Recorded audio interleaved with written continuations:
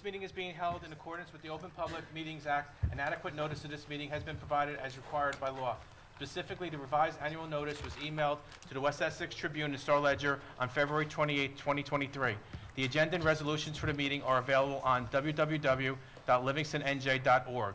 Certain portions of this meeting may be closed to the public for the purposes of personnel and/or other matters as outlined in the Sunshine Law. Decisions made and/or discussed in closed session will be made known to the public at a later time. Notice to the members of the governing body and township staff. Any use of electronic devices during this meeting shall be used solely for the purposes of township business, and any communication are subject to the Open Public Records Act. To the extent possible, this evening's Township of Livingston meeting will be live streamed via Facebook at www.facebook.com/LivingstonTownshipNJ. Questions or comments will also be accepted by emailing livecomments@livingstonnj.org by 4 p.m. on the day of the meeting. Each speaker shall follow the rules of order of Livingston's Code 2-15. Madam Clerk, roll call, please. Councilmembers Meinhardt? Here. Klein? Here. Begoli? Here. Deputy Mayor Anthony? Here. Mayor Viera? Here. So will everybody just join me and stand up for a moment of silence, followed by the Pledge of Allegiance?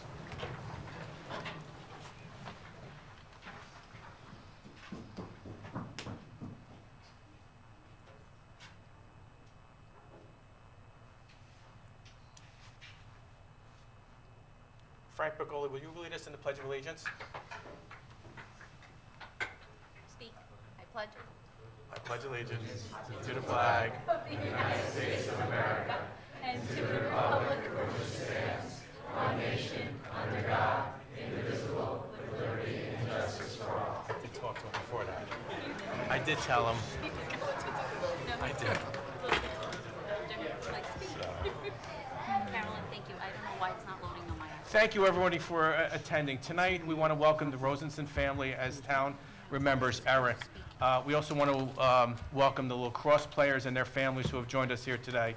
And at this time, I'd like to ask Councilwoman Begoli, whose family is very active in Livingston lacrosse, to lead this council's presentation tonight. Welcome, everyone. I could not be happier or prouder to have you all here tonight as part of our lacrosse family honoring Eric Rosenson. It's a sea of white and green out there. Today I wore my shirt to school and the kids were like, this is not an East Newark shirt. I said, I have to wear it for my meeting tonight. So excited to have you here, but it's definitely a solemn occasion. Always welcoming when we are always together through rain, snow, sleet, sitting underneath, camping out with some of the moms as could be a downpour out there, and we're there as a family every single time. I know that all of you know that Eric was always there for our kids. I have very fond memories of when he helped my son Aaron, who happens to be on the spectrum, and would tell him every time, I'm only going to goalie like my brother for 1 minute, and then I'm coming back out. And he very patiently helped him every time. He kind of, as he got older, didn't want to do it anymore, but as long as he was with Eric and Eric was his coach, he stood up there, and it meant the world to my family to have his support of all of our sons, all three of our sons. I am sure that all of you who are here tonight are also happy and proud of all the work that he did for our community. So it is our honor to honor him and his services tonight. Thank you so much, everyone, for being here. Speakers that would like to come up, Jenny Barnhart, are you here? Hi, Jenny. This is Eric's daughter who is going to speak on behalf of the family tonight.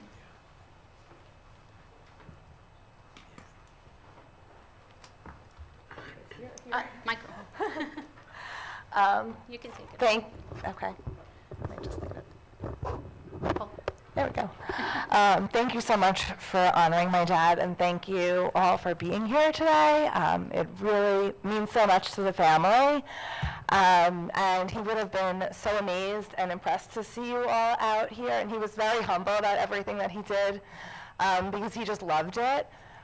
He always would tell us stories about all of the exciting things that happened, and it was all very exciting to him because he just loved and cared so much about the lacrosse program. He cared so much about all of the players, all of their families, And he wanted everyone to love the game of lacrosse as much as he did and really just enjoy it and grow. It was never about winning. It was just about having fun, loving the game, and enjoying the time, the community together. So he would have loved all this green.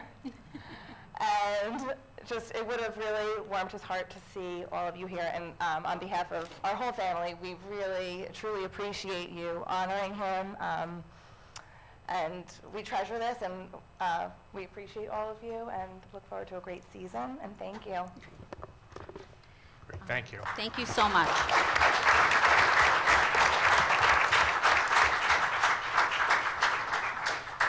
I'd like to have Philip Endy come up, board member of the Junior Lancer Lacrosse Club, please.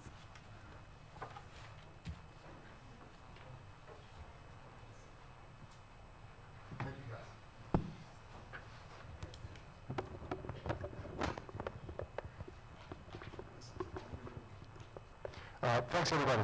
My name is Philip Endy, and I'm a board member of the Livingston Junior Lancer Lacrosse Club.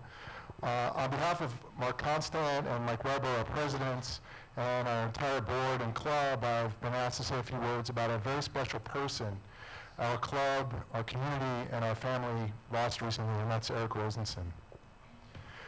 I'd first like to thank the Town Council for honoring Eric today and for their support of the Junior Lancer Lacrosse program over the years. It means the world to us. I'd also like to give a special thanks to Ron Barbella, who's always been so supportive in helping our program thrive and succeed.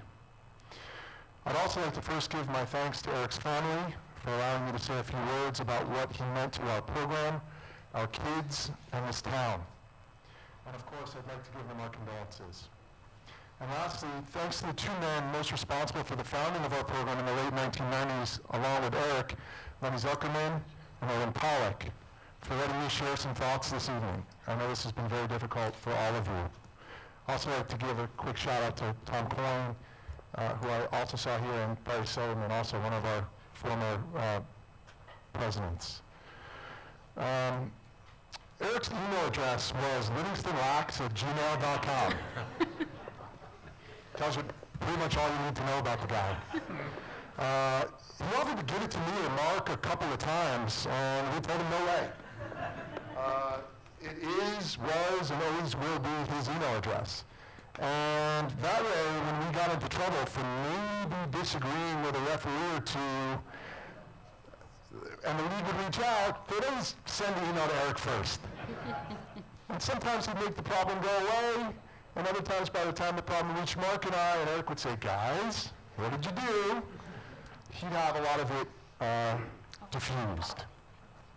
He had that great way about him. The Livingston Lancer Junior Lacrosse Club was really born out of Eric's passion for the sport of lacrosse that he developed during his days at Johns Hopkins. If you'd asked my son Jared when he was 9 or 10 years old, and he's sitting here in the audience, where he wanted to go to college, he'd say Johns Hopkins, because of Eric and his ubiquitous Hopkins hat or pullover or story about Hopkins and their vaunted lacrosse team. Never mind that Jared had no idea what or where Johns Hopkins was. Jared had a hat, a sweatshirt, a jersey, shorts, all for Johns Hopkins, because Coach Eric told him it was the best. And Coach Eric was teaching him how to play lacrosse and fall in love with lacrosse, the same way he had when he went to Hopkins. Eric had that same effect on hundreds, if not thousands, of children who have come through our Livingston Junior Lancer Lacrosse program. Jared's about to start his senior season, and unfortunately, Hopkins just didn't work out. Don't feel bad for him. He might be going to Miami. Many of his fellow seniors are here tonight, and I know that they've all dedicated themselves to play this season in Eric's honor. And I can say on behalf of all of them that they will miss seeing Eric at Jacobson Field this spring on their senior day. Eric had such a huge impact on so many kids in our community, and we were so saddened that he passed away suddenly without us being able to honor him or truly express how much he meant to us all. He was our guiding light, and our North Star, one of our founding fathers. When we had a dispute or didn't know an answer, we'd turn to Eric. He represented us on the Sports Council, and when parents would get nuts, as parents can do, about a game or a ref or a coach, Eric would calm them down. He would calm us all down and remind everyone we were there for kids to learn and have fun. Actually, Barry Silverman said it really well when I got here. He said, Eric was nice to everybody, including the parents.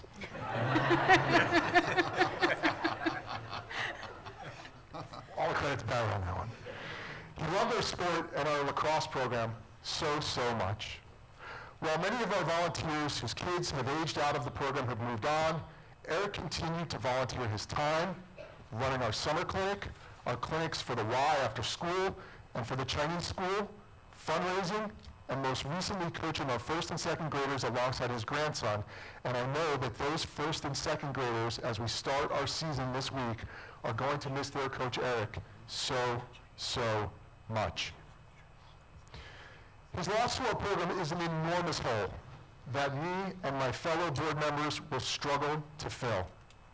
It will take all of us to fill this one man's shoes. We are so thrilled and honored that his family chose to honor his legacy by asking that donations in his memory be made to our program, really his program. So it's my honor to tell you tonight that with all those donations, we will now be awarding the Eric Rosenson Junior Lancer Lacrosse Memorial Scholarship to one male and one female senior lacrosse player at Livingston High School who has demonstrated academic achievement, leadership, been active in the community, and an active volunteer with our Junior Lancer Lacrosse program. The recipient of these scholarships will embody Eric's passion for the game of lacrosse and the desire to pass that passion on to younger generations. Our season starts tomorrow, and it's hard to imagine us out there without Eric. He had such an enormous impact on our club and this community, and we dedicate this season in his honor. May his memory live on through the foundation of love and lacrosse he has laid for us all. Thank you.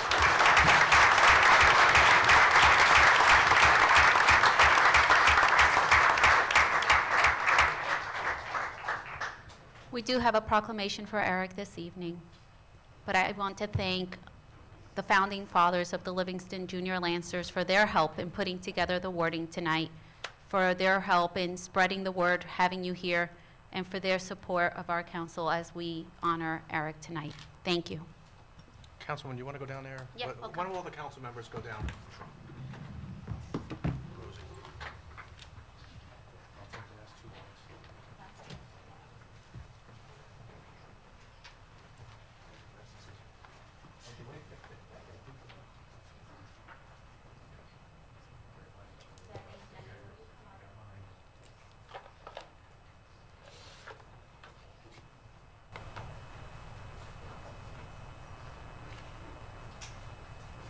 Your sons are watching online.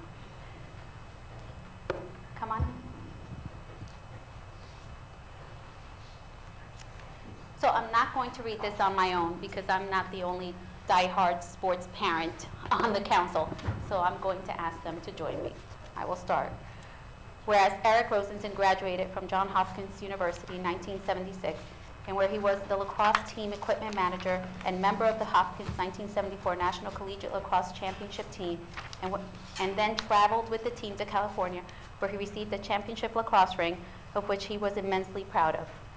And and his wife Debbie moved to Livingston 30 years ago to raise her 3 children, Jenny, Bobby, and Greg, and whereas Eric spearheaded the exponential growth of the Junior Lancer Lacrosse program and shared his unlimited passion for and love of the game with his children, and by encouraging other young children in the community to play, enjoy, and honor the sport for over 2 decades, and by tirelessly promoting the sport throughout the community, including at the elementary and middle school levels, and with the Livingston Chinese School, and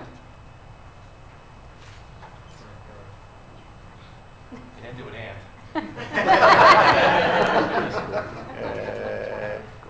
I wasn't paying attention. okay, well, we lost it. shows it- We it lost shows- it. Eric along. Just count the Where is Eric along? Right here. Okay, whereas, shows you the soccer guy in the room. Whereas he was nicknamed Coach Eric to hundreds of children, he coached and added, purchasing equipment, fundraising, and handling administrative duties to his repertoire, and No, keep on going. okay. Whereas Eric was an active member of the Junior Lancer Board of Directors, including serving as president for many years, sharing sage advice to the new generation of leaders and coaches, dispersing his knowledge and wisdom to all, and for the benefit of the children of Livingston, and Whereas Livingston Junior Lancers and the whole community of the Township of Livingston are humbled by his dedication and generosity to the passion for the sport of lacrosse and the children of Livingston, and have only the utmost respect for the one of the founding fathers and driving force behind the growth of the program. And whereas the Livingston Junior Lancers and the Livingston Lancers desire to dedicate their 2023 lacrosse season in Coach Eric's memory, and now, therefore, be it resolved, I, Michael Vieira, the Mayor of the Township of Livingston, County of Essex, State of New Jersey, and the entire Town Council do hereby proclaim March 13th, 2023 as Eric Rosenson Day in the Township of Livingston.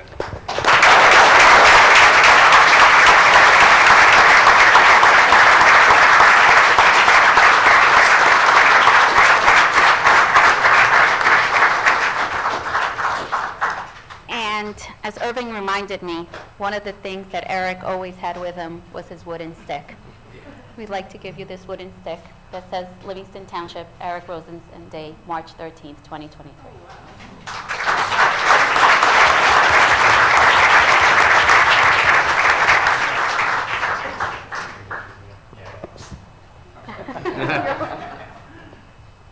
Debbie, would you like to say anything?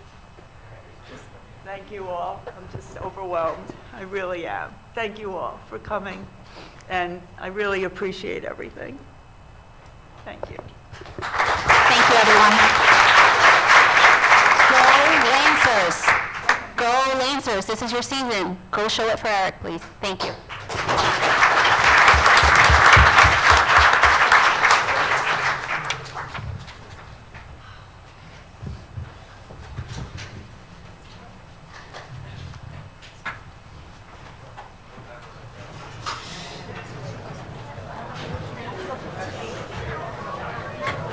And just remember, Coach Eric may not be with you tomorrow physically. However, he will be with you tomorrow on your first day opening the lacrosse season. Coach Eric will be with you. Let's open that season. Let's go. Go Lancers. You know where I will be tomorrow? Is tomorrow the first game? No, tomorrow is I think the season ended tomorrow.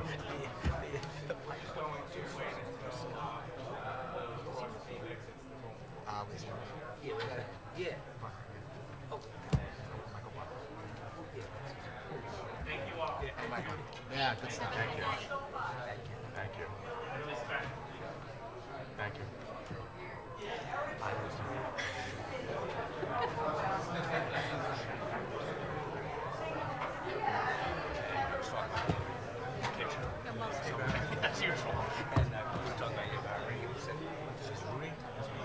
Just gonna take some assuming fake row, like Rudy, you could have participated in this. Never met him. I used to schedule all the travel soccer games, and you travel, schedule all this. We talk 4 or 5 times a day. We're talking more than talking. That's great. I used to speak to him 4 or 5 times a day when we were scheduling games. Nice guy. We don't. I have videos of what Eric did. We just got there until the board wall found this Eric. Doesn't get any nicer. That's really He's gonna sit in the back row. But he did it in a way that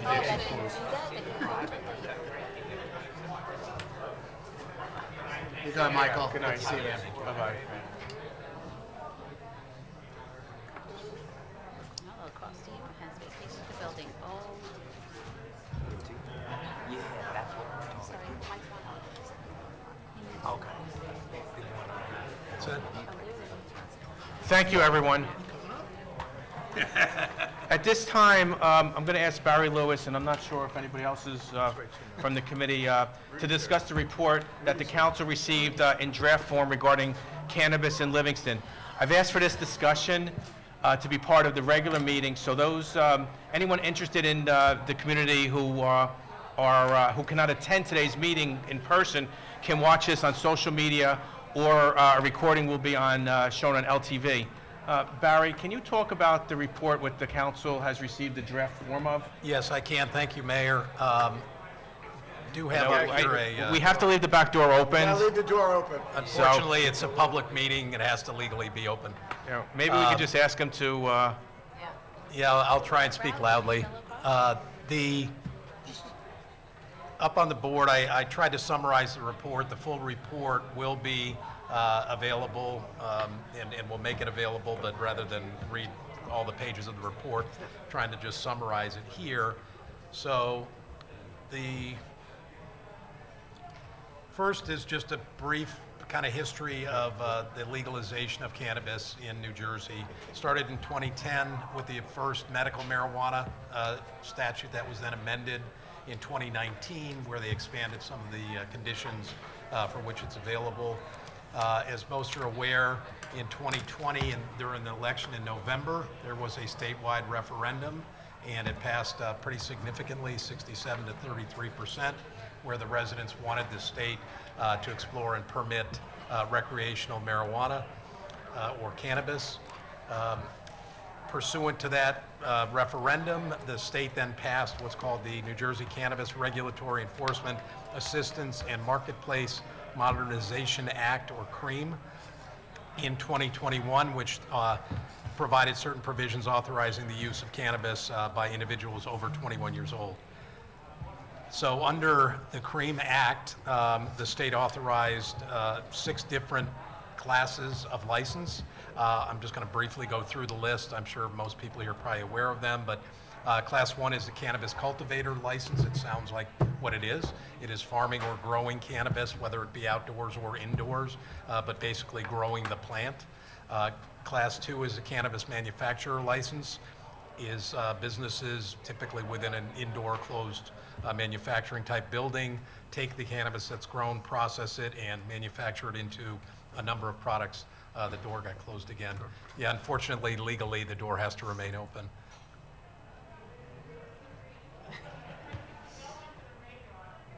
Why don't we wait till our camera operator's back, but Class 3 is the cannabis wholesaler license.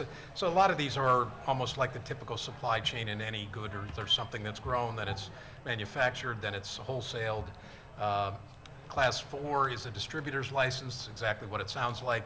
Companies that shuffle various cannabis products back and forth distributing, but not a direct sale or retail.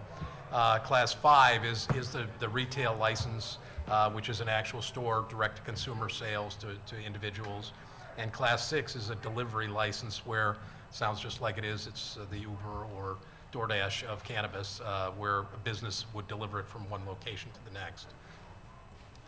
So once the act was passed, well, let me take a step back. While the act was being discussed and the referendum was getting some traction to go on the agenda, the township, and specifically the Township Planning Board, had the foresight to review the issue and include in the master plan a recommendation, which the master plan is the governing document that guides all our land use and our zoning. And the recommendation, as the bold portion there, is that the Township Council be aware of the emerging land use issues involving the cannabis industry, solicit the input of the community, and consider and adopt such prohibitions or regulations of cannabis land uses as the Township Council may determine to be in the best interests of the health, safety, and welfare of the community. And again, that was almost 2 years prior to the act becoming effective. So what the CREAM Act allows municipalities to do, and it really is governed on a town-by-town basis. Each town has the jurisdiction and the authority to determine how many, if any, of each class of license will be allowed in their town. Towns can regulate the location, the hours of operation, can create separation requirements, distance circles within certain distance of a school or church, and can also levy taxes up to 2% of the gross revenues, the gross sales of the cannabis products. You can also institute additional local process, although the fees must be reasonable. Can enact civil penalties for violations, and the town has the opportunity to weigh in on when there's applicants at the state commission for a license in our town. We have the opportunity to provide input there.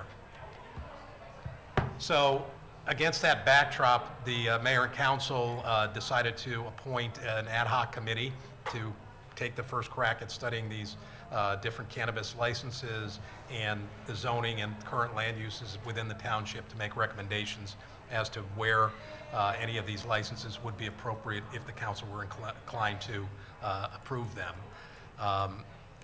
So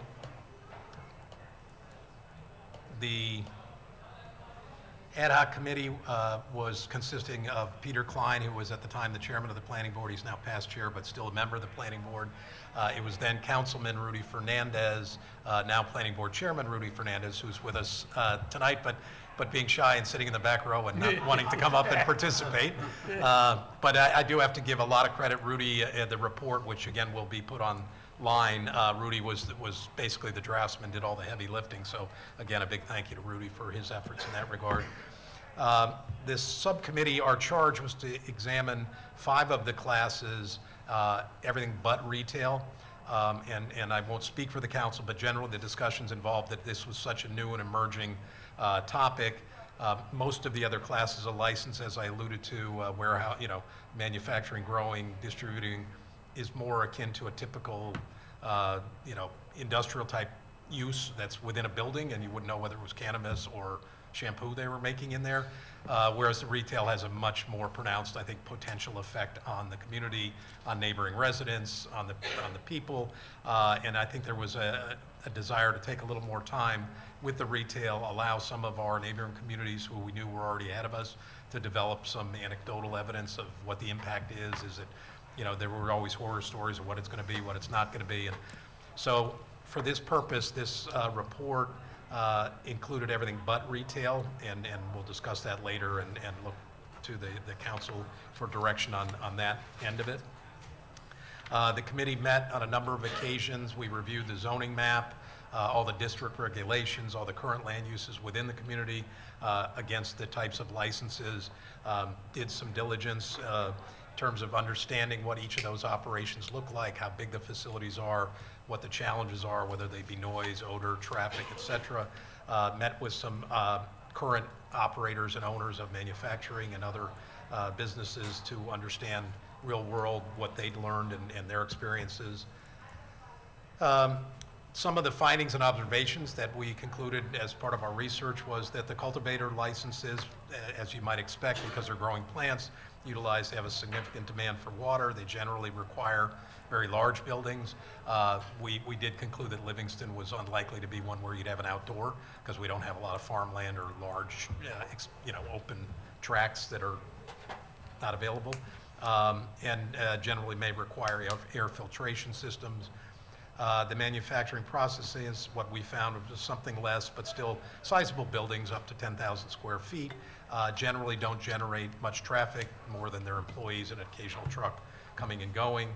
The Class 2, excuse me, that's a typo, the Class 3 licenses, which are the distributors, they generally make their deliveries and shipments to and from the facilities, generally don't have that many employees, don't produce any odor or any other harmful environmental type impacts. As it related to the potential revenue to the township from the 2% of sales that we could add, the findings were that what we call the smaller business can generate typically $5 to $10 million in annual revenues, and the larger ones can be 3 to 5 times that amount. Not clear that there are any places in Livingston that would be suitable for the super large ones. And then lastly, with the cannabis delivery licenses, they don't really maintain an inventory. It's more or less just a delivery business like anything else. It just happens that the product that they're delivering is cannabis-related materials. And they tend to want to be located near distributors and manufacturers where the goods are that they're picking up and distributing. So against that backdrop and with that research and having looked at all the various use and zoning districts within the community, the committee recommendation for the Class 1, 2, 3, 4, and 6 licenses, looking at our current zoning, was for what is the RL Laboratory District. The CI RL District is over off Eisenhower Parkway, up where the sewer plant and all that whole area is. The CI District, which is west of the Circle and north of Mount Pleasant, is largely the CI District. And the I Limited Industrial District, I'm sorry, the I Limited Industrial is the one up by the sewer plant. The RL is down south of the mall in that quadrant where there used to be manufacturing uses. One of the observations was each of those districts has very good access to the highways off Eisenhower, Mount Pleasant to 280, going even down to 78 and 24. There was one note that the RL district, although it's zoned RL based on separate sort of specialized zoning, there is now a residential complex there, and there's also educational uses there. So we didn't think that the entire RL zone was necessarily suitable, so if there was consideration there, the recommendation was to create a sub-district of that zone. Additional considerations that the committee had was that the township that I alluded to early, the council has the ability, and I think we didn't feel as strongly about the need for it on some of these businesses, because again, they largely happen within enclosed buildings in zones that are generally not next to residential, but nevertheless, in some of the zones that I alluded to, not only the RL, but even in the CI, there are some educational type institutions, some daycares, that the council, take a look and potentially exercise their authority to have some separation requirements where necessary. In that regard, we did look for some guidance as to how you define. One of the things we did find when we pulled up the complete list of all the licensed daycare and child care centers, there's a lot in Livingston. And when you plotted them out on a map, if you start putting separation requirements, you could pretty quickly take up the whole town. So there's some thought whether there should be a distinction between public and potentially private schools versus child care and daycare. I think recognizing that child care and daycare students, if you will, are generally picked up and taken by their parents. They're not leaving school and walking through the neighborhood or walking around businesses. So that is sort of the summary of the report. Again, the report will be up there on the website and available. And then finally, I think the committee felt like if requested to do so by the council, that the time is now appropriate to focus on the retail. Again, because that has so many potential impacts and it was a little trickier, more complicated, and because of the desire to get some sort of anecdotal evidence from other existing retail and communities that are sort of ahead of us to satisfy ourselves that some of the sort of horror stories or fears that were being thrown around are not happening, and that it can be done and managed in an appropriate way. So that is the, Planning Board Chairman, former Councilman Fernandez volunteered to answer all questions on behalf of the committee. Thank you, Barry. Is there any council members who have any questions for Barry Lewis regarding this? Or Rudy Fernandez. Or Rudy Fernandez, who's shaking his head no. So, first of all, I want to thank the committee. I want to say that although I'm not disappointed with the report, I'm a little disappointed with the report because it doesn't include retail. However, the committee was told not to include retail because there was a 4-to-1 vote regarding that. However, you know what? We have a year now under our belt, and the news media, both print and even TV, have been salivating to come up with some bad news about cannabis. We heard a year ago that there was going to be crimes in the areas where retail cannabis was going to be sold.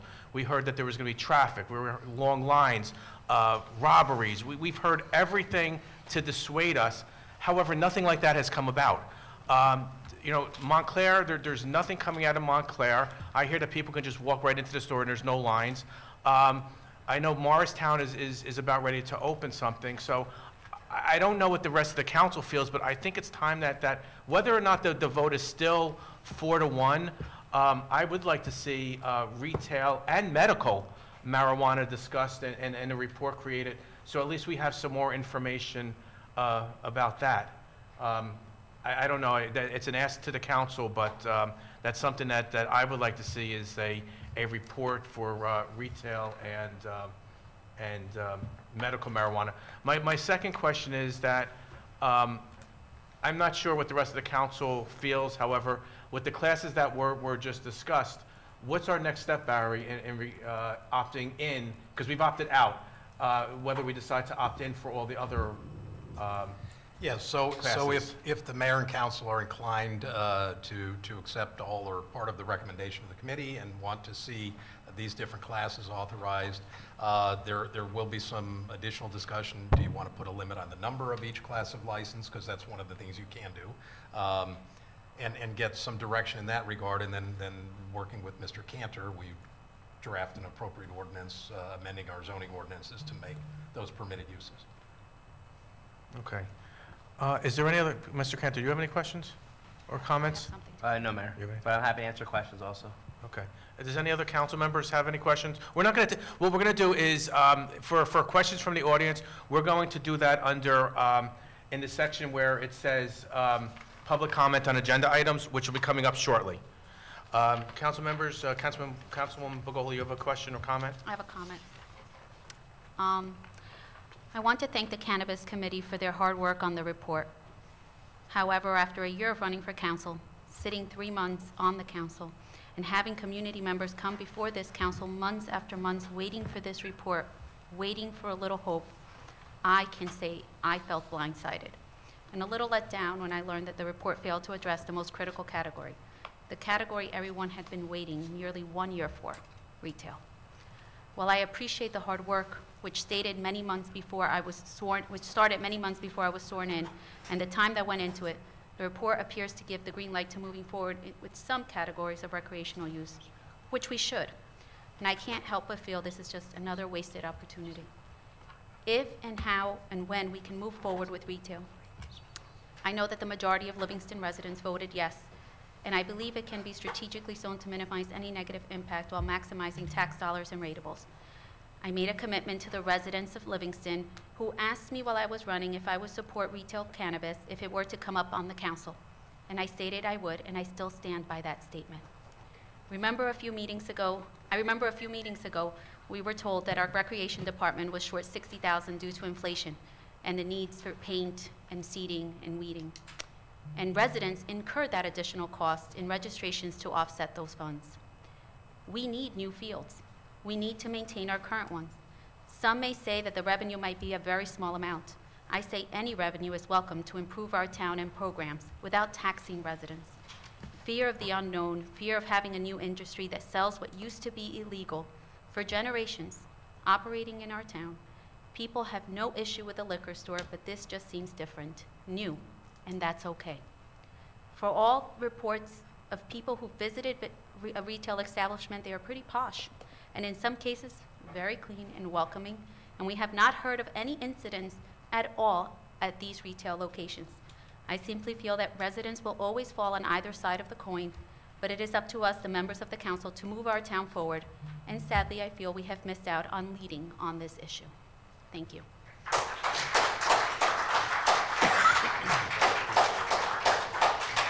Is there any other council members who want to make a comment? Okay. The only comment that last comment I do is want to make is that I do hope that we do proceed with a retail medical report. You know, one of the perfect locations that I see is the Livingston Mall. Right now, that's a failing mall. If you put retail or overlay retail marijuana and cannabis over that mall, you know what, it could possibly save the mall. But that's just my opinion. I'm only one person and one vote. But, okay, thank you very much. Any other questions before we conclude? Okay, thank you. For the audience, if you have any questions, we'll do it under public comments on agenda items, which will be in about 2 minutes. I don't see Eileen Fishman here, so I don't see Eileen Fishman. So we're going to move on to approval of minutes pending any corrections. We have right now the regular and conference meeting minutes for February 27, 2023, and we have the closed minutes February 13, 2023, and February 27, 2023. May I have a motion to approve the minutes pending any corrections? Yes. Mayor, I just wanted to state for the record that I had to adjust the commencement time for both the regular and the conference meeting, and I did that. So what you received was inaccurate. Thank you, Carolyn. May I have a mover? So moved. May I have a second? Second. All in favor? All in favor? Yep. Yes. Opposed? Thank you. May I have a motion to open the public portion on agenda items only? I'll make a motion. Second. All in favor? All right. At this time of the meeting, it's now open for agenda items only. There's a 4-minute time limit per person. When you do come up to the microphone, please state your name and address for the record.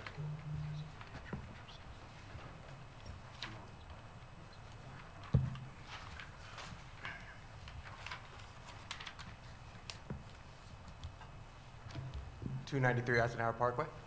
Oh, Josh Garland and Karen Garland. Sorry, you guys know us by now. Good evening at this point. You know who we are, but we wanted to start off here tonight by thanking you for reviewing the Cannabis Findings Report and entertaining this discussion. We have been speaking at these town council meetings for almost 9 months now and wanted to take a moment to acknowledge the progress that has brought us to the point we are today. That being said, we would like to reiterate that Livingston residents voted overwhelmingly to approve legalization of cannabis on November 3rd, 2020. That meant access to a retail dispensary in their community. It's all well and good for the municipality to profit off of cannabis with the other license types, and in fact, we would highly recommend doing so, but it doesn't accurately reflect the people's vote. Adult use sales started in New Jersey on April 1st, 2022. So it has been almost a year now, and as you all said, the problems that many communities feared might happen if they allowed retail dispensaries have not materialized. You can look to some of your neighbors and their experiences. Montclair and Maplewood have had no issues, and in fact, Maplewood is getting ready to open 2 new dispensaries. We know major concerns for towns are security, long lines, and traffic. Yes, initially last April, lines and traffic started as an issue, but they quickly dissipated. I would know because I worked as a supervisor at one of these locations during this time period. And this has been corroborated by the property owner we are interested in leasing from. They have determined that these are no longer viable issues and they have leased space in one of their properties to a retail dispensary in another community. They own property here in Livingston and are ready, willing, and able to lease to us as soon as the town council provides the necessary approval. We want to take the time to thank you, Mayor Vieira, for taking the lead and asking for an immediate review of retail here in Livingston. This is a crucial step. We would also like to thank you, Councilwoman Pagoli, for your support. A fundamental problem with cannabis decision-making comes from a lack of knowledge and education about cannabis itself. It is our hope that the report will provide some of that necessary knowledge. I want to share with you a personal anecdote about what a little education about cannabis can do over time. When Josh and I first started in the cannabis business together over a year ago, I told my then 89-year-old mother what we were going to be doing. And her response was, "You're going to be drug dealers?" During the past year, we've been educating her. A few weeks ago, she went to her cardiologist because she was having some problems. He said not to worry about her heart, but for the pain, she should have some gummies, and that could help. So last week, for her 90th birthday, Josh and I gave her some edibles. We happened to be at the house a couple nights ago because my 90-year-old father was on the floor and we needed to help him get up. And she came to us and said, "I tried the edibles. It didn't work for the pain yet because we tried to start at a very low dosage, but the arthritis in my fingers is not bothering me now." And that's really what it's about at the end of the day. It's about the relief. Cannabis is not a panacea, despite some people marketing it that way. It is simply an alternative symptom reliever for those wishing to take advantage. It is about providing an alternative that is significantly less addictive and damaging than opioids.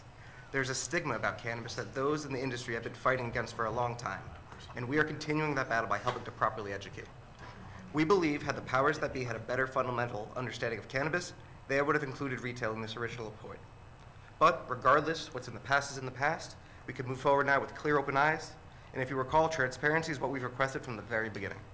There's no reason the town shouldn't start to establish appropriate criteria for retail dispensaries.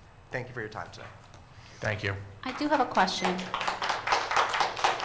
Since you've worked at one of these dispensaries, how much can a town earn in tax revenue approximately in a year from the sale of cannabis, if you know?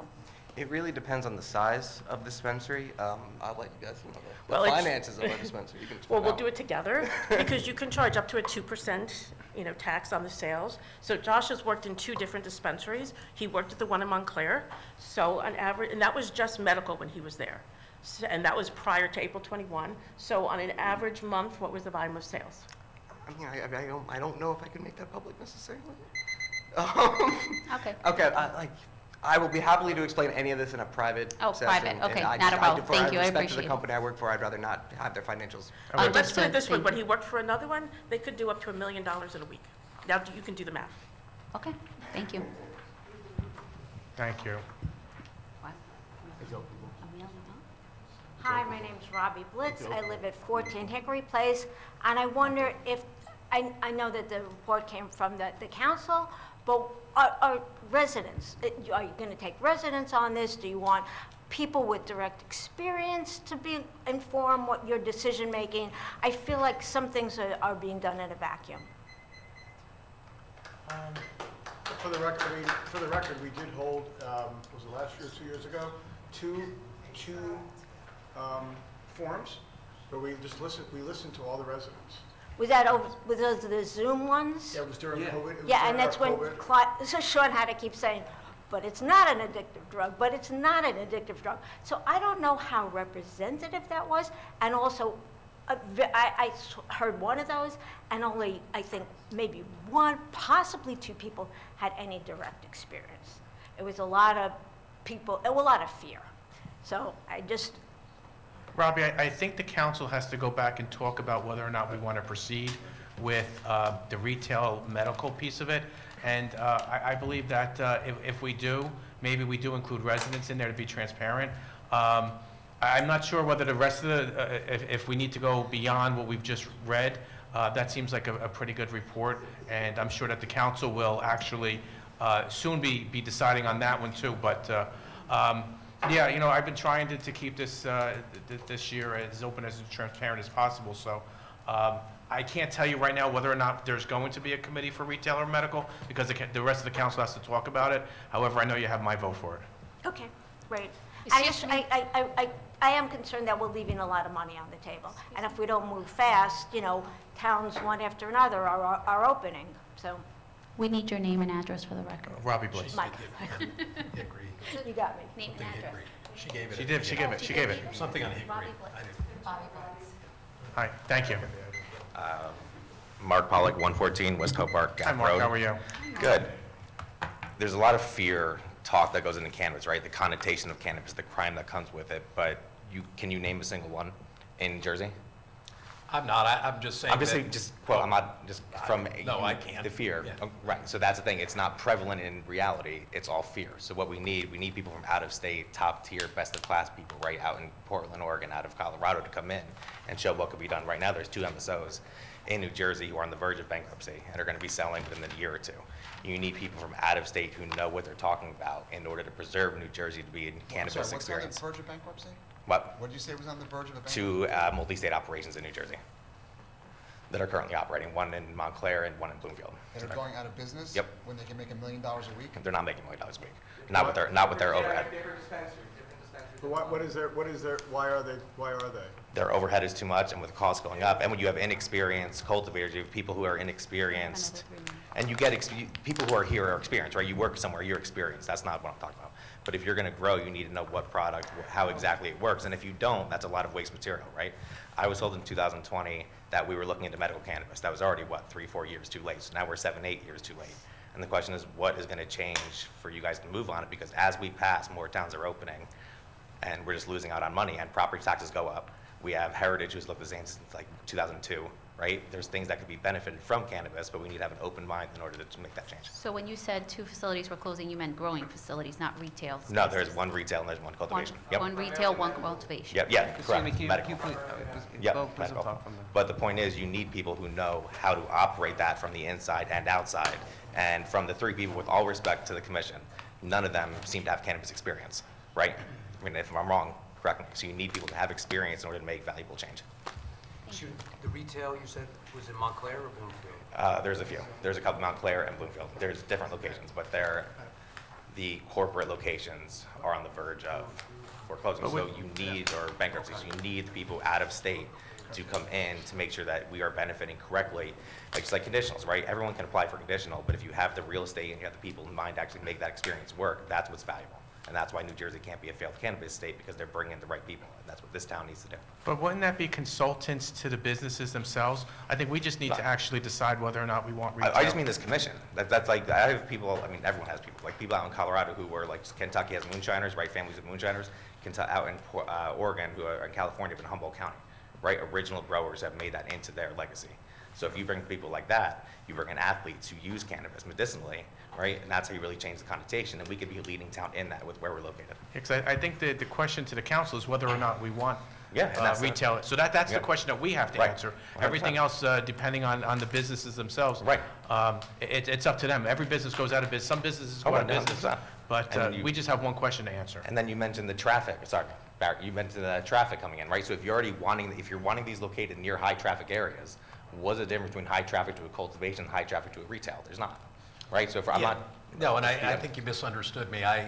We mentioned that these businesses, and as I alluded to, they're basically the same as any other. But I was talking about at the time that council decided let's wait on retail, it was because of all these concerns and fears. Oh, yeah. And now that we've had a year to go see that they're not happening. 100%. Yeah. And my point with location-wise, you want them in the best location, right? You want to be able to jump onto it. You want to be able, that's how you get people in. And they come here, they go to a dispensary, they go to a gas station to buy pizza. All these businesses, ancillary businesses, are profiting from a single dispensary, right? People aren't going to go to a cultivation site and buy. That's not how it happens. Not that that's what you're saying happens. I think the mall is a perfect place. You have Eisenhower Parkway. It's not going to Right. go into the residential Right, area. and You have enough parking over there. There's so many municipalities who aren't legalizing that we could really capitalize here and make it kind of homegrown. Thank you, Mark. Is there anyone else who would like to make any comments? Wait, real quick. Rosie, thank you for Eric. That was very cool. And thank you for all of you guys for putting that together for Eric. I know he meant a lot to our program, but to have that, and I know it took a lot of moving pieces together to really get that to where it needed to go. So thank you for that. Thank you. Absolutely. Mark. Steve Shaman, 4 Norwood Drive. Hi, Steve. How are you? Good, how you doing? I just want to make sure I understand where you're going with this. So I know you started to talk a little bit about retail. There's at least 2 yes votes. Are you planning to figure that out first before you go for an ordinance? Or are you just going to have an ordinance for the other classes and then maybe down the road have an ordinance if you decide there's a majority to go for a retail? I guess it could go either way, Jared, correct? Because we've opted out of, right now, we've opted out of everything. However, the report had only talked about all the other ones except for retail. Right. So there still needs to be a report on retail. However, the council at that point can move at any time with the other. So Mayor, we opted out of retail because the way the statute was written, if we didn't opt out, it would have been available at anywhere where the township currently zones for retail. And that was something that we did not want. We wanted to have it, and if we wanted it, we wanted to have it in a particular place. As far as the order it goes in, I mean, I think if the council had a majority vote that wanted to put retail in, we could do it as one ordinance, or if there was not a majority, as there was in the previous governing body, we would adopt the ordinance as recommended by the ad hoc committee and move forward with the zoning of the other classes if the governing body wanted to move forward in that aspect of cannabis. Yeah, and procedurally, the council could give do either direction way. to move forward on the other 5 classes now and do the ordinance while they reviewed retail. You can do as many ordinances as you want. So to your point, we could do an ordinance right now if the council gave us the direction on the 5 that were addressed in the report, while simultaneously studying retail, and then if there was a conclusion on retail, do another ordinance just on retail. It doesn't have to all be in one ordinance. And when would you have a vote? Is that something you have to think about? I'm sorry, I can't answer your. Oh, I'm sorry. If you were going to do a report on retail, is that something you would be looking to vote on in the near future? I don't know if we vote on a report. I have to have the majority of the council authorize the report. Right, So if that's there's what a I mean. majority of the council that wants to authorize the report, then a report is created, and then the report comes before the community, just like it did tonight. And then after the report is over, then the council will decide whether or not you want to do retail and medical. And I'm saying medical seems to be not mentioned at all, but I'm mentioning medical also. So it's really up to the council whether or not we want to proceed with with a report. Okay, but you haven't decided if and when you're going to do a vote on that. That's something you have to. Yeah, we have to talk about that. Okay. So this is the first step of hearing the report on the other classes. Okay, thank you. Thank you, Steve. Is there any other person that'd like to? Hi, Justin. Hi, Mr. Mayor.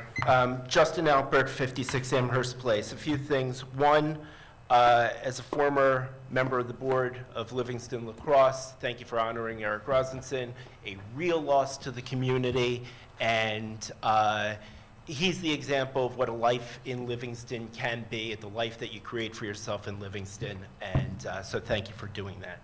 Two, Resolution 23108 authorizing $175,000 payment to Gold-type business machines. It's not in the report, but I asked Mr. Lewis earlier, and apparently it's to purchase license plate readers. License plate readers. Yeah, we should pull that out of the consent agenda, and actually we should not vote on that tonight. There should be a broader public conversation. Benjamin Franklin famously said those who would give up essential liberty to pursue a little temporary safety deserve neither liberty nor safety. There are some real civil liberties issues around this. The ACLU has a page on it. Has anyone on the council looked at the ACLU's page about the civil liberties issues surrounding license plate readers? We should definitely table until we do that. We should go out into the broader community.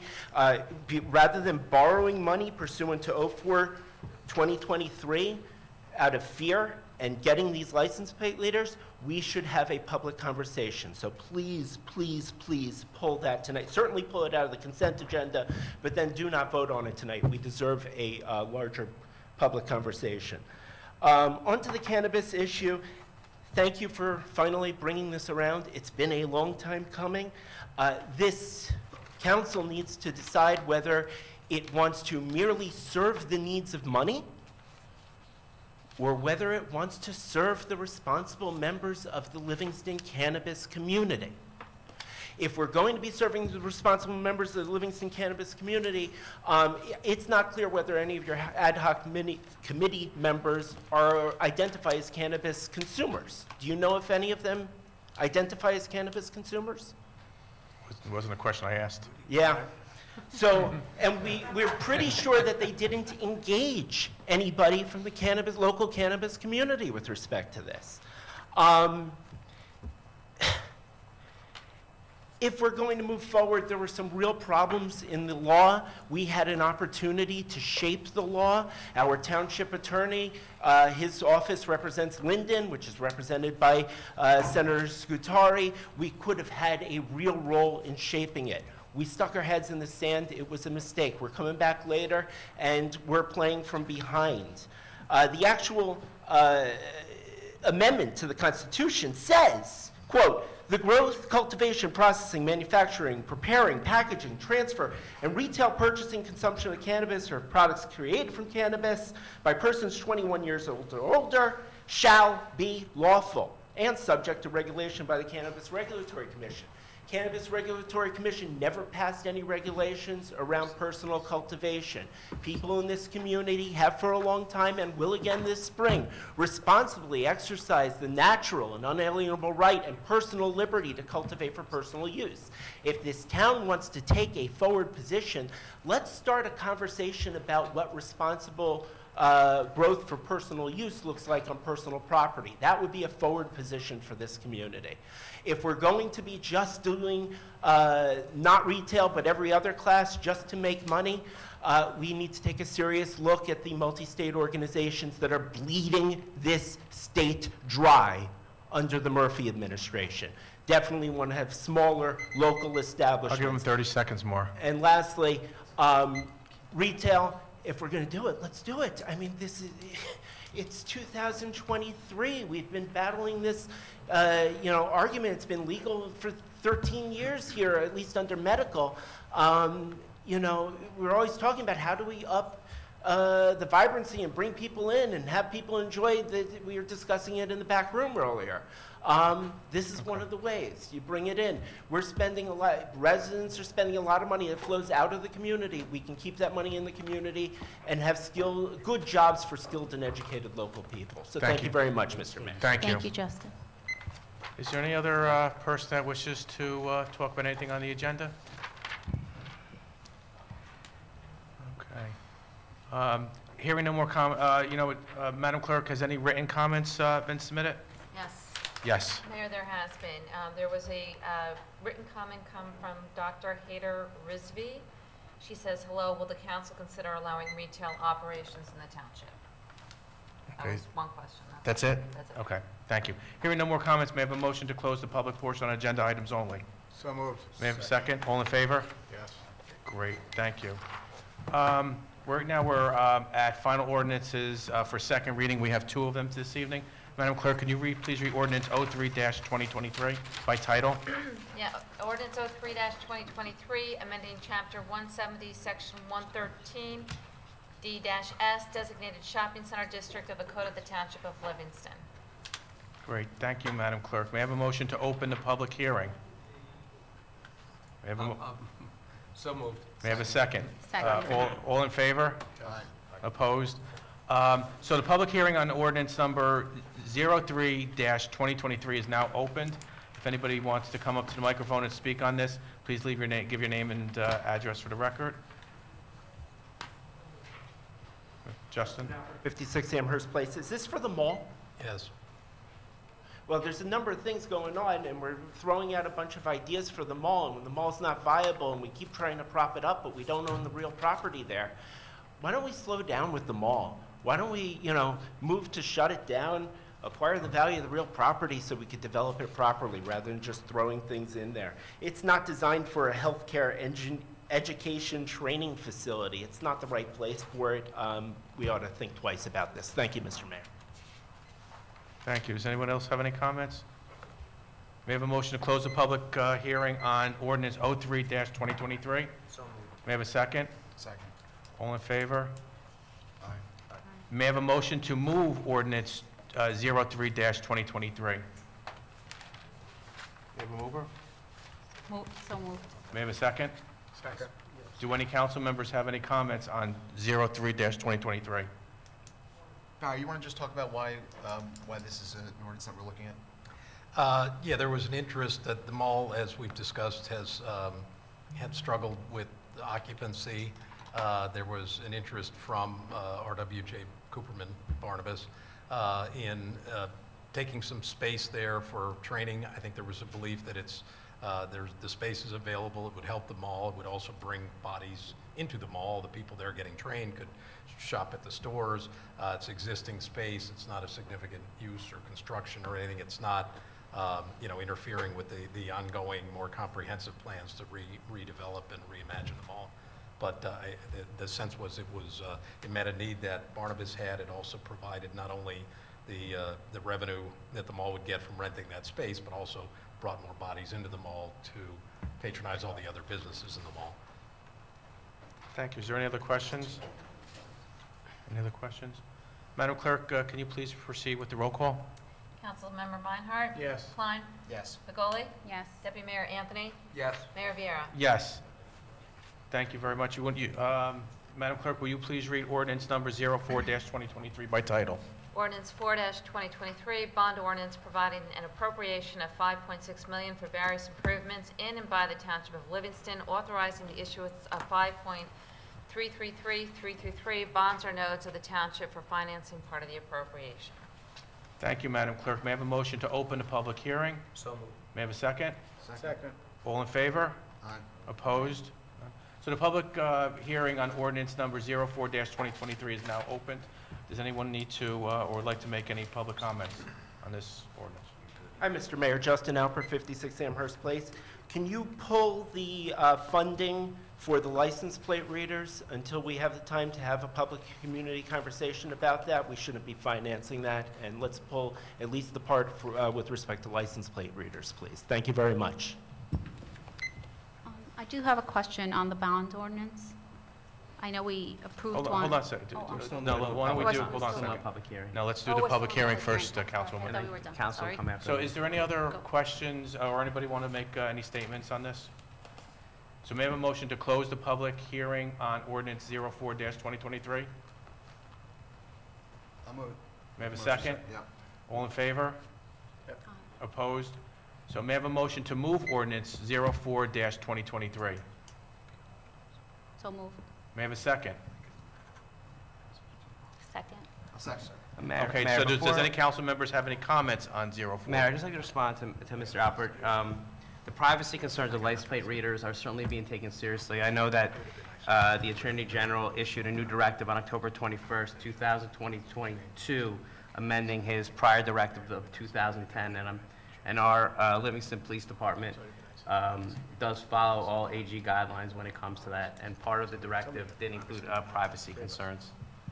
But there has not been a Excuse me, public Mr. Alpert, conversation just- surrounding that. He's addressing me. I'm not addressing you, responding. Mr. He didn't Alpert. address I'm you, addressing the Justin. mayor. He addressed the There has council. not been a public conversation. Thank you, Mr. Mayor. Is that all, is that all, Yes. okay. Does anybody else have any comments? I did have a question. This is in addition to the bond ordinance that we approved last week. Are the steps to the library included in this bond ordinance, or will they? Yeah, they're the broad category number 2 on public buildings and facilities. And she was asking about the steps to the library. Yeah, it Are incorporates. they included in this because the library isn't mentioned? Yes, that's in that part. Please give your name That'll be and- funded by, yes, that's going to be funded by part of the ordinance. Can then we add the library included into this? We could. I But mean, it's not there's other included in the stuff. We language. only listed Yeah, the it's major kind of buildings, but general. it's Oh, a it does catch-all. list town hall, public works facility, firehouses, senior and community center buildings, but it doesn't list the library. And other buildings, doesn't it? Say anything, See where it says other buildings. other Well, it such says things that public may buildings come. and facilities, including but not limited to. Right. So we generally list the ones that have major The big- projects Okay. associated with them. All right, It's thank you. only 45,000, so most So there's of stuff the in other there. stuff is much I bigger. just want to make sure we Okay. included it. Thank you. Okay. Does any other council members have any comments on 04-2023? Okay, Madam Clerk, could you please proceed with the roll call? Councilmember Meinhardt? Yes. Klein? Yes. Begoli? Yes. Deputy Mayor Anthony? Yes. Mayor Viera? Yes, thank you. So we are proceeding on to introductions. Madam Clerk, could you please read ordinance number 05-2023 by Ordin- title? Ordinance 5-2023, accepting the utility easement at Block 7300, Lot 4.02, commonly known as 346 East Cedar Street, Livingston, New Jersey. May I have a motion to approve ordinance? Move it on first reading. Second. Second. Is there any discussion?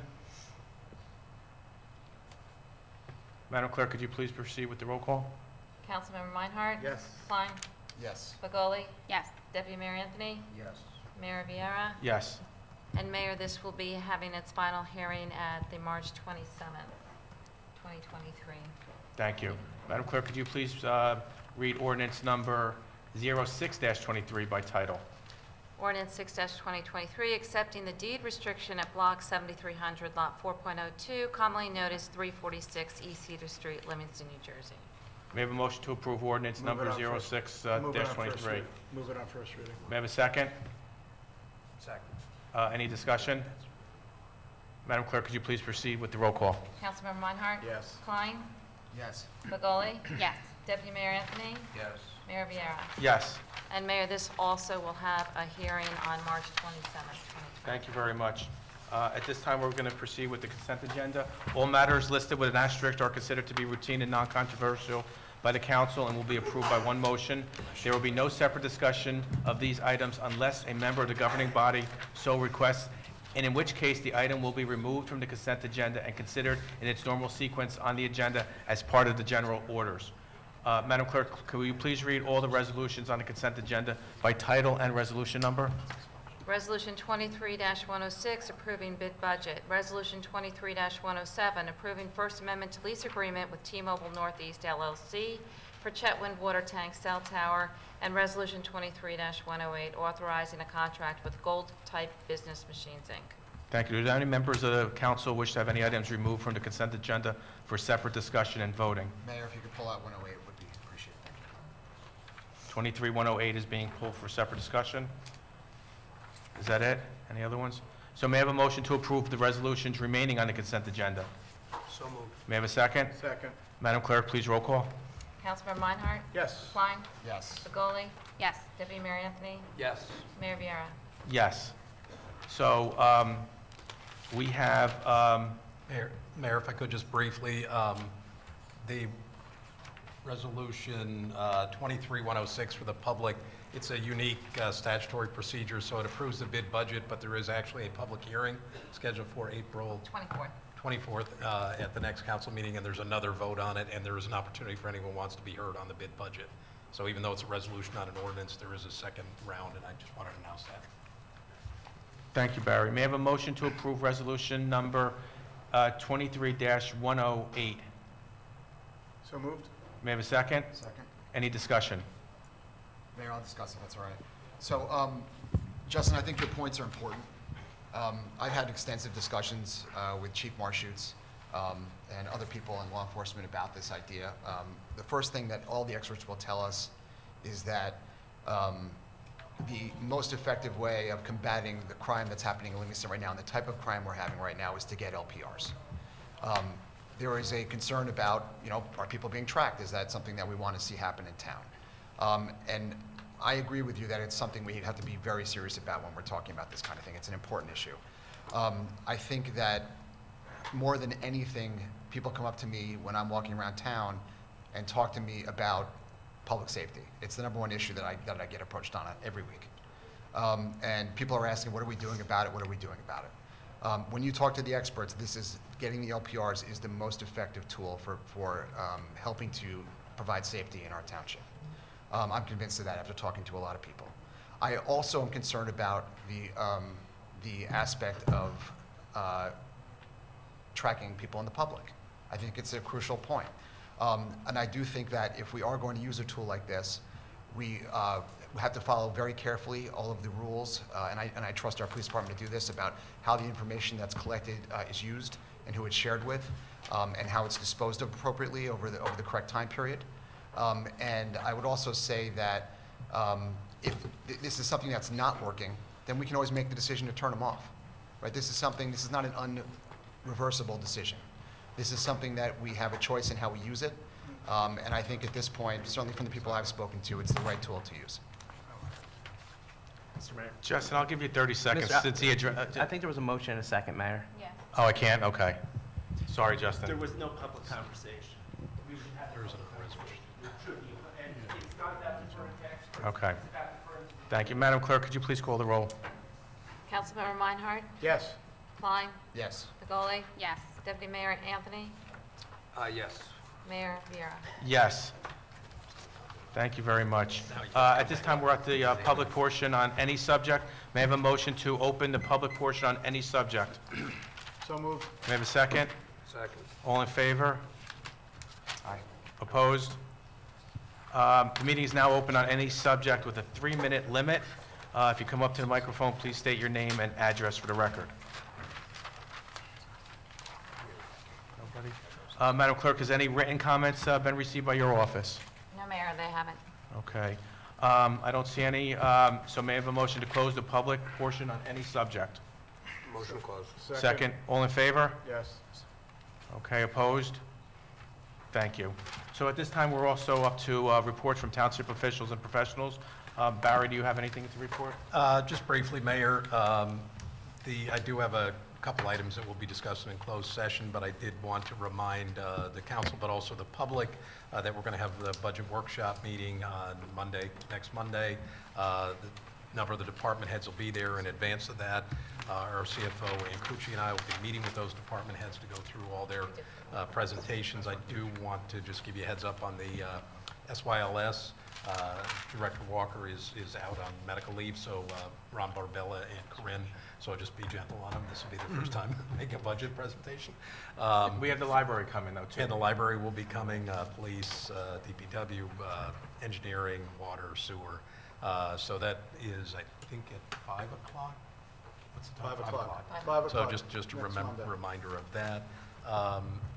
And again, most of the other stuff I have is all closed session, I believe. Okay, thank you. And I did update the Google Drive sheet. I was in it this afternoon. So there's updates there on it, including a couple links to some things. Thank you. Deputy Township Manager Russ Jones? Nothing tonight, thank you. Nothing. Assistant Town Manager Adam Lerner? I got it right this time.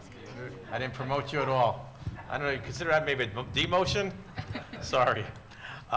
Carolyn, you have anything? Nothing for me, Mayor, thank you. Okay. Ann, do you have anything? So we think to find out. I know the atmosphere, the interest rates are not great for borrowing, but they are great for investing. So we've begun to invest in CDs in local banks, such, with Monty and Regal Bank, along with a couple of others, getting like 4 to 4.8% on our money, which is going to help us pay for what we have to pay to borrow, but hopefully offset both of that. So that's where we're. I have a question, and everything that's going on in Silicon Valley with banks going out of business, is that affecting us? Because anything over $250,000 is not, so do we have anything to be concerned about? No, because the when government banking works with us, we have to have this thing called GUPA, which is government, special insurance for government money. So we have to be 100% insured in order to invest So in if any anything. of those banks that we deal with go out of business or close, we're 100% insured? Okay, thank you. Jared, do you have anything, and do you want to just mention what's enclosed and explain to the point that we can legally why we're going into closed for the public? Sure, Mayor. Good evening. So tonight for closed session, I see one item, which is fair share housing. It's litigation, it's ongoing litigation. We currently have applications filed by the hotel, the Westminster Hotel, to intervene in our fair share housing plan. We also have a motion filed against fair share housing related to certain aspects of the Livingston Mall. So I'm going to be discussing what's been filed with the council and strategies going forward, and how to potentially resolve the matter. Thank you. Have anything else? And I don't know, Mr. Lewis, did you have anything additional for close? Well, there are updates on some of which is all, I think, under Yeah. the umbrella of fair share, some of the other projects and the moving pieces as part of the resolution, so, yeah. Okay, thank you. Council comments, Councilmember Meinhardt, you have anything? Yeah, just a couple thank yous he left already, but the planning board chair, Rudy Fernandez, and Peter Klein and Barry for the report this evening. I know there was a lot of work that was put into it, so thank you very much. The people of the bid as well for their agenda, for their budget that they proposed today, that we passed the first half of it. It was nice to see, and I know that they're working hard for the businesses here in town. We had a really nice 5-year celebration of a local store, Mixology, this past Saturday, where some of the council members who were in town were able to attend. It was nice. This opened in 2018, went through COVID, survived COVID, and is flourishing at Town Center. So it's always great to see businesses doing well. And finally, Mr. Gilbert, it's nice to see you at our meeting. I hope you continue to recover. Good. Thank you, Councilman Meinhardt. Councilman Klein?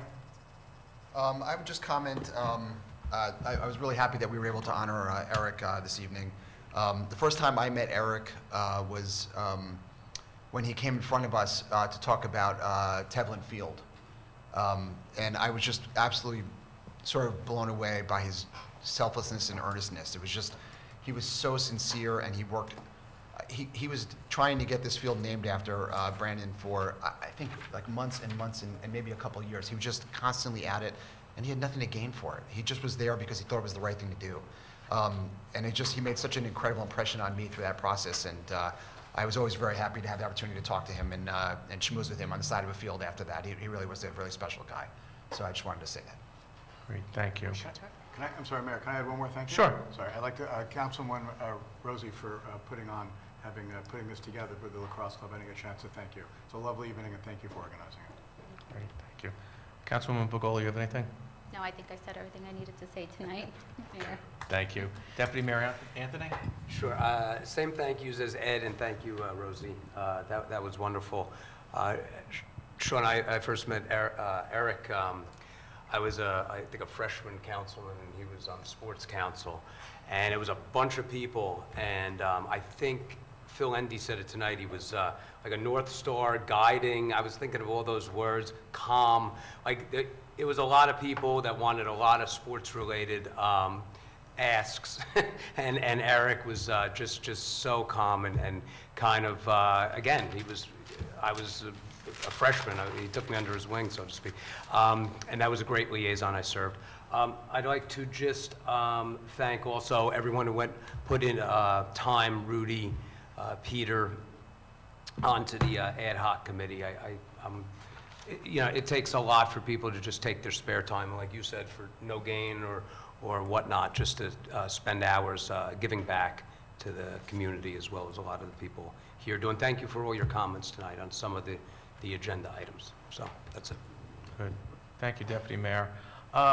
I too want to thank you, Rosie. I'm not a lacrosse dad, or my wife wasn't a lacrosse mom. We're actually dance dads and moms, and trust me, I'd rather be a lacrosse dad. But thank you for what you did, and a lot cheaper, yes. Definitely. And I too want to congratulate Mixology on their 5-year anniversary. When they opened, they were the 10th store in their chain to open. Now they have 15 stores, so I'm glad that it's going very well over there. I do want to mention that the next meeting, March 27, 2023, the Town Council and the community will be honoring Glenn Turtletaub for his many years of service and employment in Livingston and his retirement. Glenn was a longtime town clerk, so we are going to be making some presentations and honoring him on the 27th, as well as we are going to hear from the Rotary Club of Livingston, and they will be making also a presentation that day. Today, outside in the hallway, I want to thank the Livingston High School AP art class, whose artworks are hung in Town Hall. I invite all of our residents to come to Town Hall and look at the talented works that all of these students in the AP art classes had done.